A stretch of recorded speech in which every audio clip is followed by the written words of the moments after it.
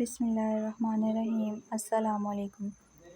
کہتے ہیں کہ پرانے وقتوں میں کسی حاکم نے ایک بڑی گزرگاہ کے بیچوں بیچ ایک چٹانی پتھر ایسے رکھوا دیا کہ گزرگاہ بند ہو کر رہ گئی۔ اپنے ایک پہرے دار کو نزدیک ہی ایک درخت کے پیچھے چھپا کر بٹھا دیا تاکہ وہ آتے جاتے لوگوں کے رد عمل سنے اور اسے آگاہ کرے۔ اتفاق سے پہلے شخص کا وہاں سے گزر ہوا وہ شہر کا مشہور تاجر تھا، جس نے بہت ہی نفرت اور حقارت سے سڑک کے بیچوں بیچ رکھی اس چٹان کو دیکھا، یہ جانے بغیر کہ یہ چٹان تو حاکم وقت نے ہی رکھوائی تھی۔ اس نے ہر اس شخص کو بے نقط اور بے حساب باتیں سنائیں جو اس حرکت کا ذمہ دار ہو سکتا تھا۔ چٹان کے ارد گرد ایک دو چکر لگائے اور چیختے دھاڑتے ہوئے کہا کہ وہ ابھی جا کر اعلیٰ حکام سے اس حرکت کی شکایت کرے گا، اور جو کوئی بھی اس حرکت کا ذمہ دار ہوگا اسے سزا دلوائے بغیر آرام سے نہیں بیٹھے گا۔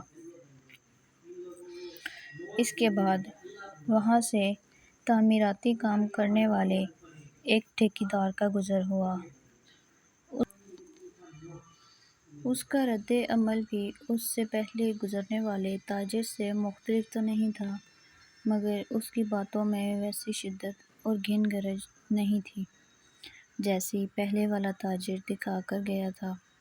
آخر ان دونوں کی حیثیت اور مرتبے میں نمایاں فرق بھی تو تھا۔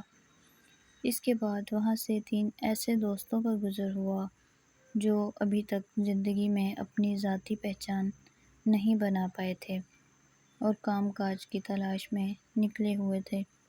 انہوں نے چٹان کے پاس رک کر سڑک کے بیچوں بیچ ایسی حرکت کرنے والے کو جاہل، بیہودہ اور گھٹیا انسان سے تشبیہ دی، کہکے لگاتے اور ہنستے ہوئے اپنے گھروں کو چل دیے۔